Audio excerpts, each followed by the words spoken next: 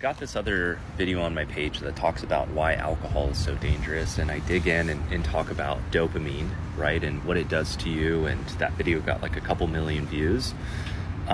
Here's the thing that you really have to understand about fucking with dopamine, the way that alcohol fucks with it, and that we've been marketed and duped and led to believe that alcohol is just harmless and cool and fun and relaxing. What you have to understand is that your brain is recording everything, right? Even if you consciously don't remember it, it's getting stored in your unconscious mind, which is a record of all the memories and experiences that you've had pretty much throughout your entire life. It's the hard drive, right? And so every time you have an experience on a drug like let's say alcohol, and you feel that rush of euphoria right after a few drinks, and maybe you're out at the social event, you're at this experience, right, and you're having a lot of fun. Because that's a highly emotional state, the brain remembers that. It takes a snapshot of that experience and it creates this baseline for what it expects experiences to be like. Now, you're not consciously doing this as a person, but your brain is doing this because this is how the neurochemistry works, right? It's taking snapshots of these experiences and it's creating these baselines.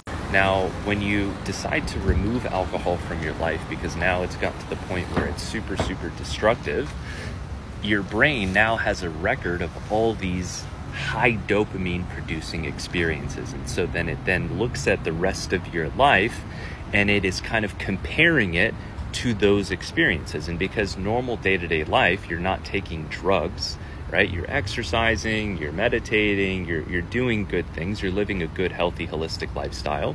But because you've assaulted your dopamine levels for the last decade or 2 decades, and your baseline is so much lower than what normal baselines would be, you're now unconsciously filtering all of the experiences you're having without alcohol through the lens of what it could be with alcohol. And because you've spent a decade or 2 producing thousands of memories on alcohol, now it appears that all of the other experiences in your life just don't match up.